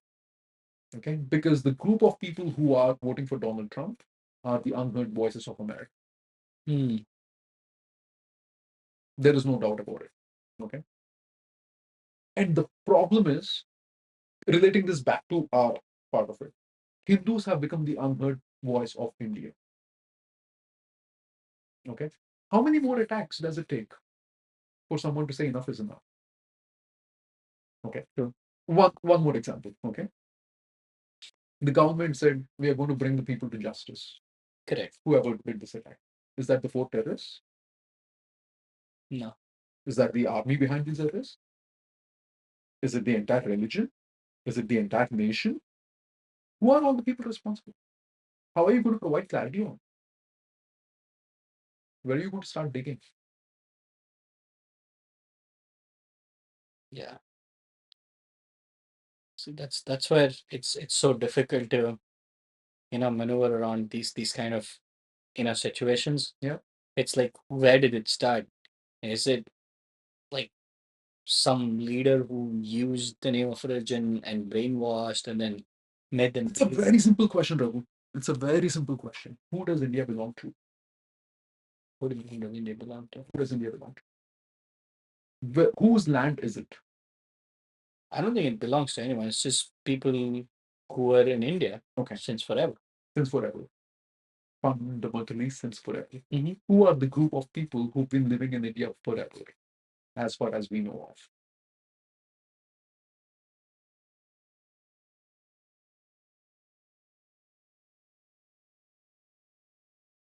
I mean, I kind of want to say Hindus, but also there were like a lot of other religion. Like, I mean, there were a lot of other people who lived in India too. Before? Yeah. Give me examples. When the the Mughals were ruling, it was them living in India. All But the before Mughals, were there no Hindus? in that case, if we go back, like if we go back to that lineage, I kind of have a theory that like humanity itself started from Hinduism. Well, whether we like to admit it or not, I mean, because that what that do you is think is the um, oldest recording in the world? I don't know. I know the oldest ever language is Tamil in the world. Arguable. Which do you think it is? Again, like I said, it's arguable because it's whether it is Sanskrit or Tamil is debatable. Oh, really? Yes. You think it's debatable? Yes. Okay. Absolutely. Absolutely. Absolutely. But the oldest recorded thing on the Mhm. tape recorder, Mhm. okay, this might come as a surprise to a lot of people. It's actually Rig Veda. Oldest one. Yes. The Okay. first recording, not even the oldest, the first recording on the tape recorder is actually the Rig Veda. You know why they chose that? Because that is the oldest manuscript of humankind. Hmm. And this was not done by Indians. This was done by Westerners. Wow. Yeah, yeah. Interesting. So going back to the question about what were we talking about? I even forgot. We were talking about so many things. Uh, we were talking about who has who does India belong to? Who does India belong to? Hmm. Right? It belongs to Hindus. See, that's where I have a trouble though, because I feel like India is one country where it's standing as one, like irrespective of caste, culture, religion. It's just amazing. So for me to think about India just belongs to Hindu, like I cannot wrap my head around it. Okay. Um, do you know the Janagana Mana? Yes, Okay. What are the essential lyrics of Janagana Mana? I'm not dug deep into it. I know like there's mountains and rivers. Punjab, Sindhu, Gujarat, Gujarat, Maratha, Maratha, Dravida, Utkala, Vanga. Vanga. Okay. Hmm. Is any of that name belonging to Islam? No, All of these are Indian names. correct. Okay. And you know why these names are chosen? Because they are actually available in your scriptures of Ramayana and Mahabharata. Hmm. Okay. Like if you research about it, right? The Avada kingdoms, the Vanga, which is the modern day Bengal, okay, the Marathas, all of these, okay, were actually mentioned in the scriptures. It is not made up. It is not like someone just created these names, right? This is God's gift. Hmm. And they were named systematically and practically. Okay. And the people who were practicing those cultures and everything over there, right? They were practicing that because of the rishis who descended upon their regions. Hmm. Okay. Nowhere was there Islam. Okay. Okay, let's take that back. Forget all of that that has happened. Okay. The partition happened. Hmm. Pakistan, in fact, got their independence one day before India did. Correct. Okay. And the Muslims were allowed to go back to India, and Hindus were allowed to come back to. Uh, Muslims were allowed to go back to Pakistan, and Hindus were allowed to come back to India. Correct. Okay. This happened at the same time. Hmm. Okay. What's the growth of Muslim population in India versus what's the growth of Hindu population in Pakistan? I mean, I know there's a lot of growth for Muslims in India. There's a lot of like Muslim politicians who are growing. I definitely know, but I'm not, I wouldn't say there's no growth because I'm not aware of the Pakistan Pakistan situation. Hindu population is declining. Declining. Yeah. When is the last time you heard of a Hindu, cricketer in Pakistani team? When is the last time you heard of a Muslim cricketer in the Indian team? There's a lot of I people. mean, for Christ's sake, we had like Mohammed Mohammad Shami. Azharuddin, who actually was the captain of Captain Indian of India. cricket team. Yeah, yeah. Okay. When was that happened But to? it isn't it also depends like how much of the Pakistan population is Hindu, like what No, percentage but of see, that's exactly what I'm saying, right? Because if you went to Pakistan, okay, there were so many Hindu temples and everything, even in Pakistan. Because Pakistan was an integral part of India before the but divide happened, technically the yeah. right? Like if you take about places like Lahore and Amritsar and everything, all of these were like majorly ruled by Hindus as well. Hmm. Okay, Punjabis, okay, whoever you want to call it, but it's an Indian thing. Okay, it's a Hindu. Fundamentally, even the Sikhs and everyone, right? Forget all of this. Okay, do Indians have a problem with Buddhists? No, Do Indians have a problem with Jains? no, Do Indians have a problem with Christians? no. Why is it that they only have to have a problem only with one particular group of people? And that's not just India. That is happening all over the world. Mm. Isn't that something that the world needs to pay attention to? Because even Buddhists, like if you talk about real minority over there, who are the real minority? It's Buddhists and Jains and religions like this that are the real minority. Okay. But they are not like having any problems. So how come only Islam has the problem? When you're actually having like the wealth of the resources under your belt, you have like the entire oil fields under your control, and you're still the victim. Like the narrative doesn't match the logic. Mm. It just does not. Yeah. And surprisingly, if you actually go to Dubai and Saudi Arabia and things like that, right? Oh, there people are actually very calm and peaceful. at least on the outside of how it is portrayed and everything. Because I've never been to, either Dubai or Saudi Arabia, but I have friends from there. Okay, one of the guy who used to work out in our gym, you remember him? He's from Dubai himself. Oh yes, I know who you're talking about. Yes. Yeah, such a sweet kid. Yeah, yeah, I know it. Such a sweet kid. Yeah. And he's always like, Ranjan, how's it going, brother? You should come home, Yeah. and I'll come to India. You should take me over there and everything. Doesn't he? Because see, a lot of people who actually practice Islam are not allowed to read the Quran. Yeah, they don't know. They don't understand Arabic. Oh, okay. Yeah, like because Quran is written in Arabic fundamentally, right? And whatever the is taught in the madrasas and everything, that is all they have to understand. That's all. They don't have access to. Now, the alternate agreement to that would be like, how many of Hindus actually understand what they're doing, their rituals, which is a valid statement, right? But you at least have access to language. Mm-hmm. You at least have access to, what's going on and everything. I would highly recommend everyone read Satanic Verses by Salman Rushdie. It's a fictitious book, Mm-hmm. but it delivers with a lot of facts about how, Islam is. Mm. Okay, let me ask you this question. Oh man, this is going to get interesting. This is going to get really interesting. There is this, how our religion has Puranas. Mm-hmm. There's something called Kalki Purana. Okay, you know what is mentioned in Kalki Purana? That the Kali and his empire will actually originate from Gaza. Wow. Yeah, like it's actually called the Gozans. Mm-hmm. Yeah, It's very interesting. yeah. From Gaza. I mean, not they won't mention the exact Palestine and Gaza and everything, but then the description and everything that they give, the nomenclature is also so close to it. Mm. Yeah, the same thing is mentioned even in like Bible, What does it say? that the end of the world is going to originate from this point. Really? Mhm. From that part? Yeah. Wow. That is where the evil will rise his empire. Forget all of that. Okay.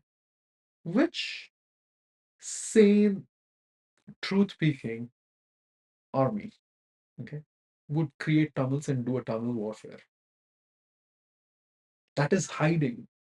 That is Patala Loka. Mm. Okay. For us, who emerged from the Patala? The evil spirit. Yeah. Yeah. I think this is a right time to segue towards Palestine and Gaza and what's happening there. What do you think about that? Who started it? Okay, forget everything. Like at least from the part of, because everyone's like, okay, no, no, no, no, this is there before, even before October 7th has started and everything. People want to talk about it, right? Mm-hmm. But let's talk about, what is going to happen if Palestine totally takes over Israel. Okay. What do you think is going to happen to Jerusalem? I mean, what happened to the temples in India? Mm. Right? What happened to the Somnath temple?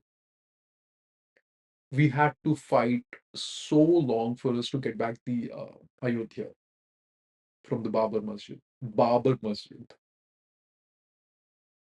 a person who ruled by sword, Mm-hmm. okay, and who levied so many taxes on Hindus, who actually had Hindu women under his captive.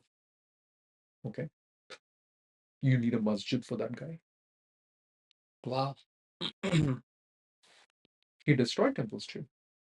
Okay, and Akbar is no saint either. Okay, Akbar got off onto a so much god level complex that he came up with his own religion. He called it Dinullahi. Oh, really? Yeah, yeah, yeah. It's Like, your own yeah, religion? his own religion. That idiot, he created his own religion. Okay. Jalaluddin Akbar. Mm-hmm. Okay. And what does Bollywood do?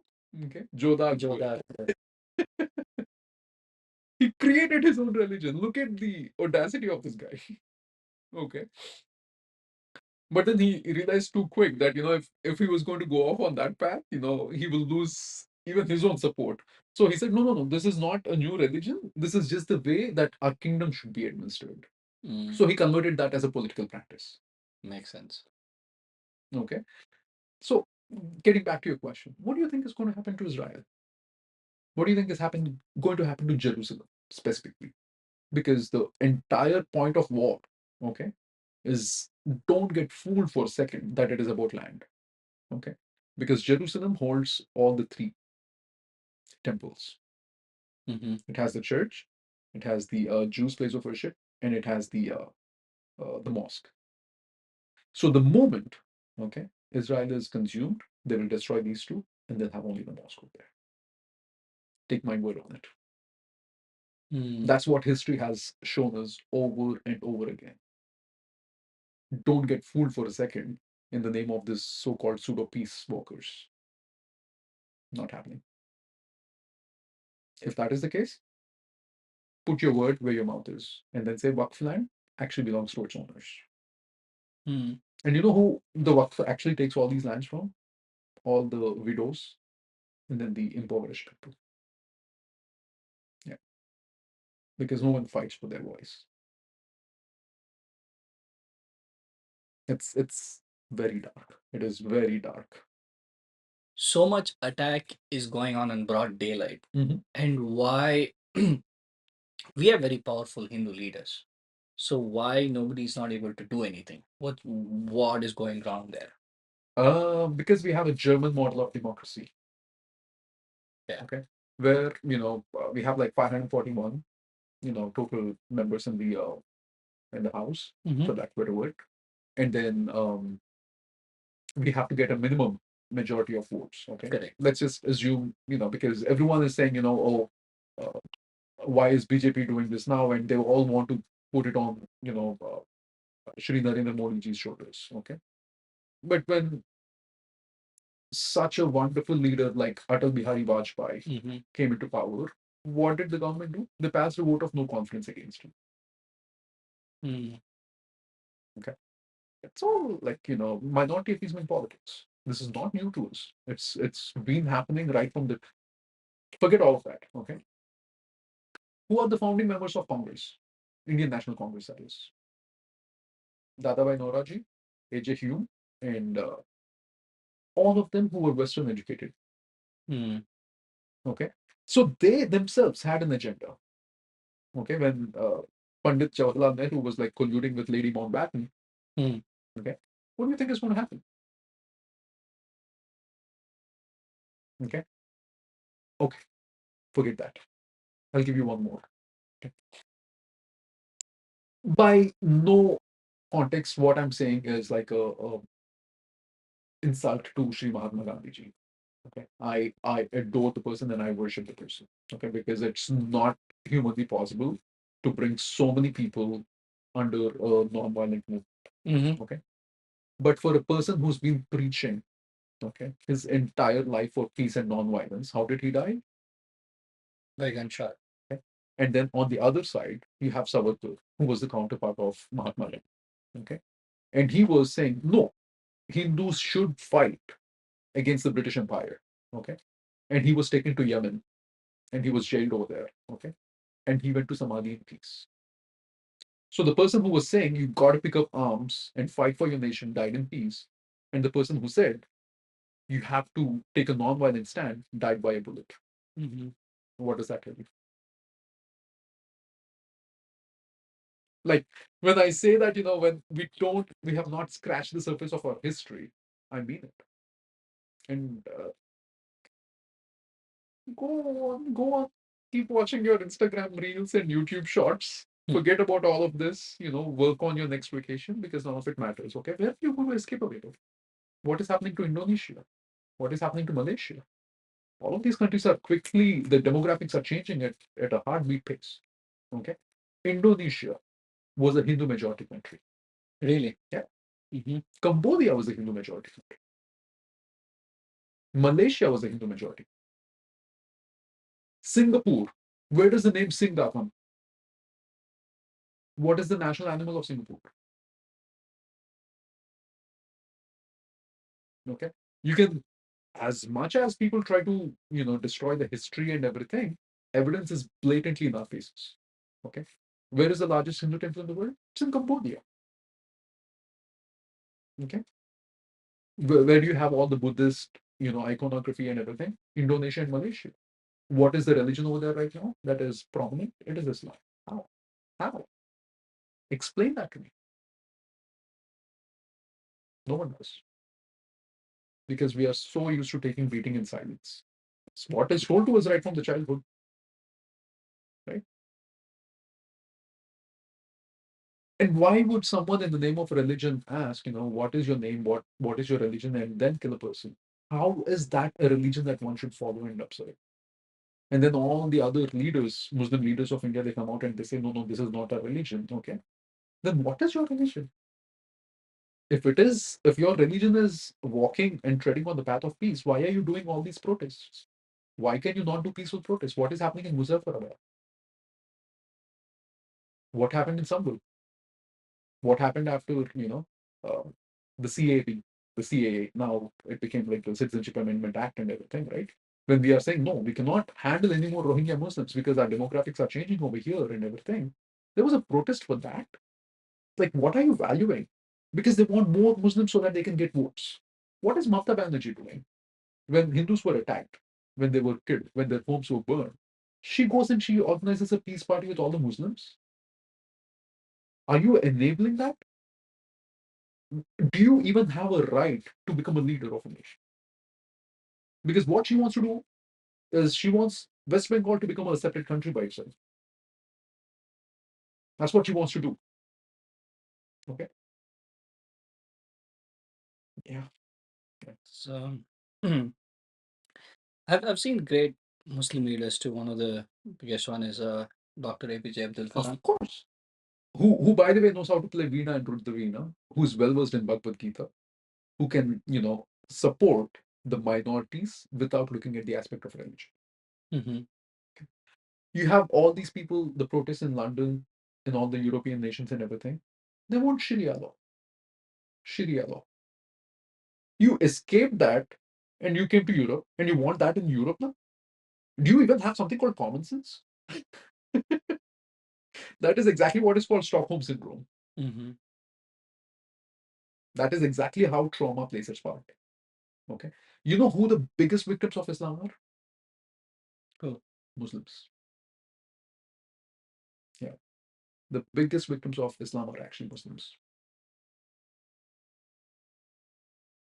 Their entire problem, okay, is because in the Quran it says you follow all these things and you will be the best people and you will have all the comforts come to you. Okay. And right now they're like, we are following all of these things, but none of our Hmm. countries are successful. All the other countries which are not following this are successful. So they have like this weird fight happening in their own minds. They're losing it. That's why I also like certain Muslim countries and Muslim leaders because um, again, everyone has their own dark history and dark chapters and everything. So not going into the controversy of it. When Saudi Arabia recently said, okay, women can drive, Hmm. that's a welcoming decision. Yes, women should be able to drive. They should be able to go get their own, education. They should be able to go to their own work. And it needs to start somewhere. This is a welcoming step. And what are other countries doing? They're saying no education for women. Even now. Yeah, yeah.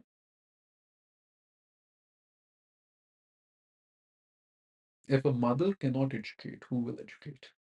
Hmm. How will a child's progress come if a mother doesn't know how to progress the child?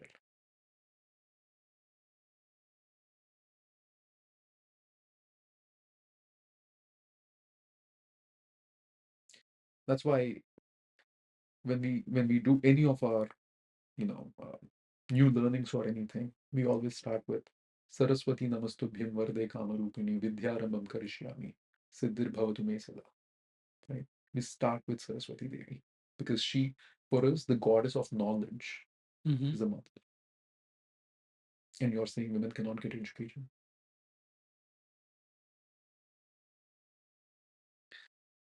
And there is this person called Khan Sir. I'm not sure if you know him or not, but wonderful human being. Okay, and he he works with all the poor children and sends them to IITs and institutions like that, right?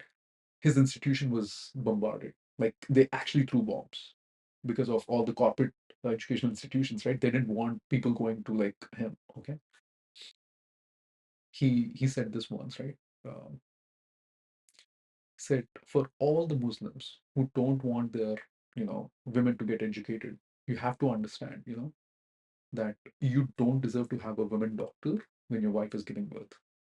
Mm. How pure of thought is that? If you're not letting your women educated, there will be a man, there should and there will only be a man when your wife is giving pregnancy or delivering a child. But you don't want to agree to that. Magically, at that time, you want a woman doctor or a female. Oh wow. How ridiculous is this?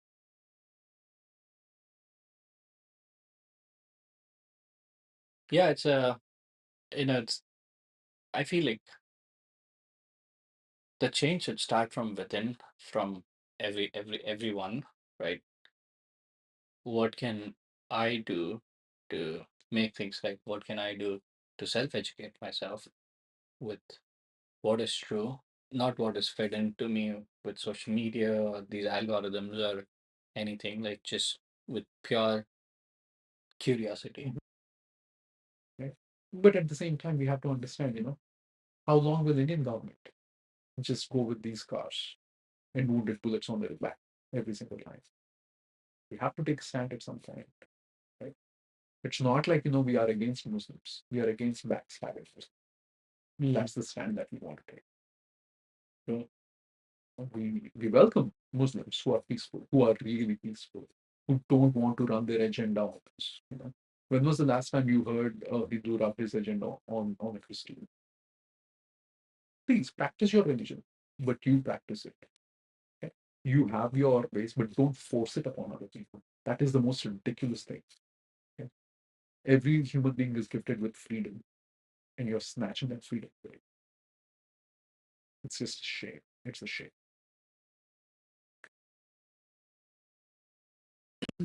And talking about a little bit about you, like from when did you realize this happening, or when did you start seeing all this? Like, So I actually, believe it or not, I went to for my engineering, I went to a Muslim school. mm-hmm, Okay. And I have some of the best Muslim friends, some of the best ones. Okay. Moez. And then I have Irfan. Okay. I have Taj. I have Ali, Sheikh Hussein Ali. But I've seen some of them go off astray in that, and it's a shame. Okay. And when you start like them trying to rub things like Zakir Naik's, not all of them, one person specifically. Okay. Zakir Naik's, videos, sending those links and everything to you. I'm like, why are you doing this? Why? You're peaceful. Okay. If you're happy with your religion, why do you want other people to come into your? I'm happy with my own religion. Okay. At the end of the day, you have to understand, if you see a happy person, don't try to change mm-hmm, them. If you see an unhappy person, don't change their religion, change their life. mm-hmm. Okay. If you think the only way to change a person's life is through religion, you are an A-class idiot. Yeah. Fund his education, build him a home, but do not convert his religion.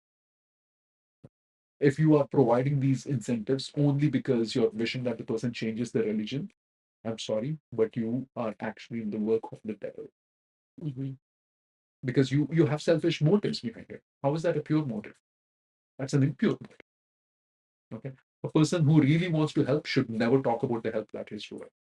Should never bring it in the name of God. Should never bring it in the name of religion. Never in the name of political party affiliation. Never in the name of country. Nothing of the sort. Because you're helping another human being. See, the thing is, like, you have seen this happening, but when it comes to my friends who are Muslims, I've never faced any of these.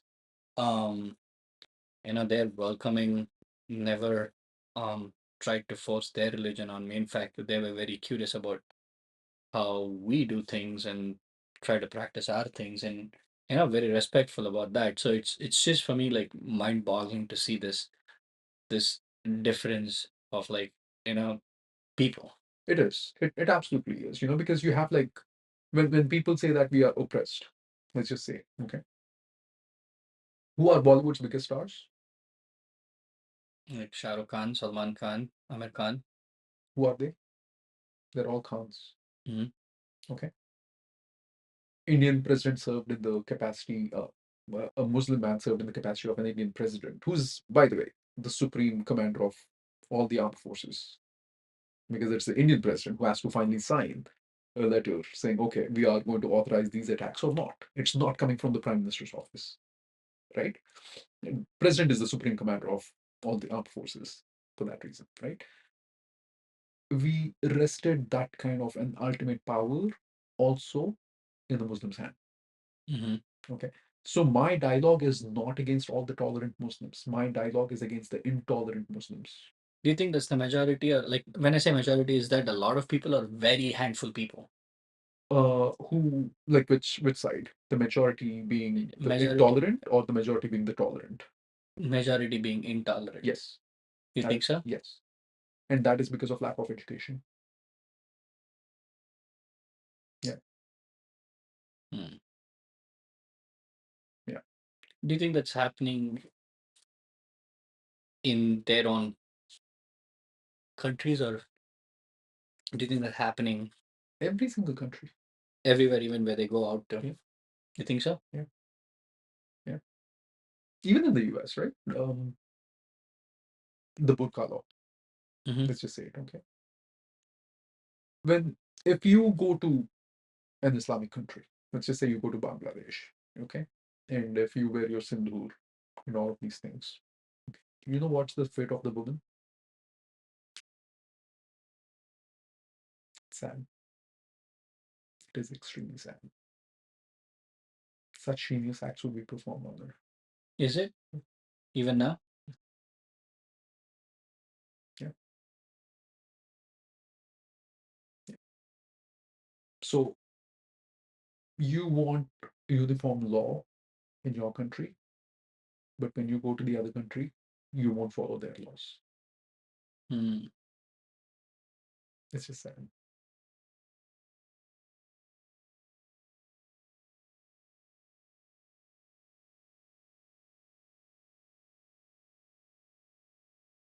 I I personally know a few women Hmm. who've been raped, who've been molested. In the name of religion? In the name of religion. Yes. Yeah.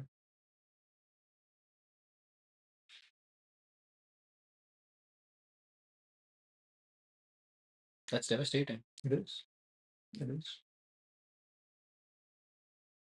I'm not saying that that doesn't happen in other religions or in other households. I mean, when you look at it, the entire church scandal that happened in Boston and Hmm. the church scandals that happened in Baltimore, there was a lot of sex abuse and everything that is going on even in other religions. Okay, and the same thing happened even Osho, Hmm. and Oh, sure. Bikram and all Bikram. these people. Okay, I'm not saying that that is new, but then they were not doing it to the other religion people. Whereas over here, women were chosen because they were not Islam followers. And then they prayed. Just because they were not following. Yeah. Sad part, even if they were following, they don't have a voice. That's just the reality of it. Hmm. Yeah. And then like I said, the sad part is, it was done to our ancestors. Hmm. It was done to our ancestors. Okay. Some people braved it and continued to live, and some people did not brave it and committed suicides. Where do you think they want to claim the sati tradition as an outrageous part and everything, and then history hides it because they said, sati, the sati tradition where the woman would, you know, immolate herself when the husband dies. Where do you think that was created? For this to overcome this one? Really? Yeah. But that was stopped by, I mean, that reform was stopped by Raja Ram Mohan Roy, but he was a Hindu person, Yes. right? When I read about Raja Ram Mohan Roy, how come I don't read anything about this? His history wants to hide a lot of facts. Sati tradition existed way before Raja Ram Mohan Roy. Correct. Okay. Mm-hmm. It's not about why people were not protesting. It was Raja Ram Mohan Roy selected the time of the protest because at that point it was no longer required, is what probably he thought. Hmm. And they attributed that to, you know, uh, Shiva's first wife Sati jumping into the fire into Daksha Yajna because her husband Mm-hmm. was insulted. Right? That's that's not the right story. It's not? No, How sure are you? I'm 100% sure because there is another goddess called Dhumavati in Mm-hmm. the Dasa Mahavidya. Mm-hmm. Okay, this Mahavidya is like the 10 uh, facets of the goddess, and Dhumavati is a goddess who's a widow. We have a goddess who is a widow. Hmm. We cannot have both sides of the So that narrative doesn't happening. that doesn't Right. logically add up. It doesn't logically add up at all. Yeah. So when I think about, say, like someone, one of my friend who's a Muslim, he's going to tell, why is he talking about all of us? So what would be your answer to I'm that? not talking about all of them. I'm talking about the people who are in the name of religion doing something. And what he should do is instead of talking to me, he should go and talk to the person who's doing all of these things. What if he doesn't know anyone who's that where he's not seen anyone who's doing that? Yeah. Really? I'm asking, what if he What do you think are the odds of that? I think there's pretty good odds though, because I know I would say, okay, let your friend go to Bangladesh, let him go to Muzaffarabad, let him go to Kashmir, to Pahalgam, witness this, and then talk to the people who've committed this, saying this is not it. Don't preach it to me because I'm not the one doing it. Preach it to the person who's doing it. Don't preach it to the voice who's actually bringing things to light. Preach it to the voice who's actually bringing things into darkness. I don't need your moral conduct certificate. Okay. I'm not saying I'm perfectly moral either. I've done a lot of immoral things in my life. Okay. Mm-hmm. But when it comes to this particular area, okay, you need not preach about this to Hindus. Okay, if you are a peaceful person, we have the cognitive ability to realize you are a Hindu, you are a peaceful person. Okay, Mm-hmm. just like how you have good Muslim friends, just like how I have wonderful Muslim friends. Mm-hmm. Okay, I don't need that to be preached to me. You need to go and preach this to the person in your religion who is doing crimes in the name of your religion. Don't say my religion is not like this. Go educate the person who's doing the faults in the name of your religion. That's who you need to preach, not to us. Hmm. Because by preaching to us, you're not serving anything at all. We are the victims. Why are you preaching to us? Right? It just doesn't make any logical sense. Mm-hmm. And that is what Islam does all the time. Okay. Every time there's a terrorist attack, they're like, we stand united. This is an outrageous thing. We should never do this. Go preach this to Osama bin Laden, damn it. Don't preach it to the people in the US. Mm. Go to Afghanistan, preach it over there. You go and do things over there. Bring the transformation and revolution over there. Instead, you want to sit in the cozy comforts of everything that the Western world and the Indian country is going to offer to you and preach it to us that we are not like this. That is absolutely stupid and ridiculous. Am I wrong? No, you make sense. You make sense. Like, why, like, you're making it, I mean, what I'm hearing is like, don't waste your time telling me because I'm voicing out something. Versus if you think that's happening, go try to rectify where it's happening, try to figure that out. Exactly. And there you can prove that's not your religion, Yeah. then coming here and telling Yeah. like someone else. You know what the person like that should do? When every time a Hindu is getting killed, you go kill a terrorist. You go kill a violent Muslim who's doing all of these things in the name of religion. No, you don't want to do that. Instead, you want to preach to me that Islam is a peaceful religion. I'm sorry.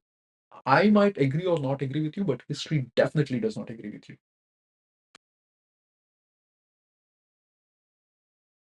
Interesting.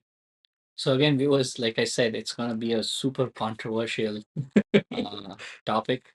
This is one of the most controversial episode that I've held, and yeah, it's like you can take it with a grain of salt. You can watch it, you cannot watch it. Like I said, it's just a voice here, and then you can do your own research. Do an unbiased research as to what, where, and what happened, and what is happening, and why did it happen. Uh, the answer should be there. Um, Go see the temples. Go see the temples that have been ruined in the name of Islam. mhm. Okay, how many Hindu temples have been ruined in Kashmir? Okay, how many Kashmiri Pandits have had to experience genocide and exodus? Okay, there will be repercussions for that. When was the last time you heard an apology from the Islamic community about those things? A heartfelt apology. Yeah. Forget all of this. What happened with the Aurangzeb controversy that happened recently? Aurangzeb is a tyrant. This is a historically recorded fact. Hmm. Okay, and you want to worship him?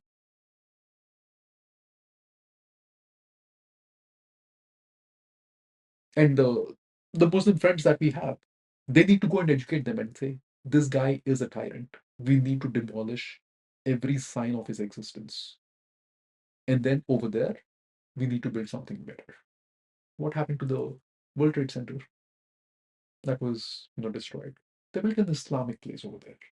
How is that a sign of peace? Wait, what? Yeah, yeah, You mean in New York? yes, yes.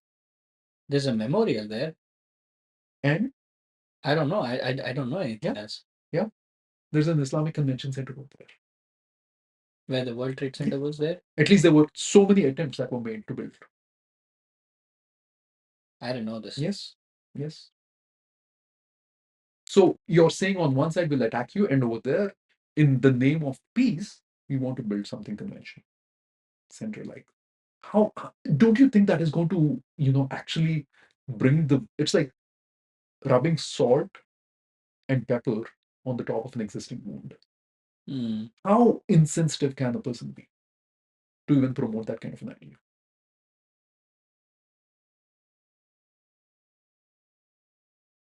You should put the links for I these things. I will put the links, and then, like I said, I also want someone who's listening. I also want them to go and do their own due diligence. I know, like, people who listen, my comment section might blow up, with all amazing words and languages, but it is Well, I mean, facts it remain is it facts. is it is what it is. Like I said, And if there is something that I've misspoken, or if there's something that I'm talking out of ignorance, I am more than happy to stand corrected. mhm, Please educate me. If there's something that I've spoken out of ignorance, or if there is like a revision of something that I've said out of lack of knowledge, please educate me. I'm always welcome to people educating me and pointing me in the right direction. Only if it's sustained with facts, mhm. not with faith. Don't bring your faith and gospel to me and then say this is how it is. No. Bring your religious books aside. I'm not going to care for that. Bring history and facts into place over here and then debate with. Mm, It's a simple logic. interesting. Well, viewers, um, Ranjan, any last word to the viewers who have stuck around almost for 2 hours? Yeah. I think all the Hindus need to wake up at least now, come out of their shells, and you have to understand that sometimes the only way to face violence is to kill violence, and killing itself is a violent act. Hmm. Right? I'm not saying that you have to kill it with a sword, kill it with your intellectual capability, kill it with your communication, spread the message, share the atrocities that have been happening, speak about it to people so that they can understand. Peace needs to start with your transformation in your life. Start treating all life and all living beings with peace. Awesome. Thanks, Ranjan. Thank you, Thanks. Raghu, for giving me this opportunity. And if I said something incorrect, please forgive me. I'm speaking from a place of hurt and from a place where I want to spread the message so that we are all aware and we tend towards living the conscious life. Thank you so much. Thank you, viewers. Thanks again.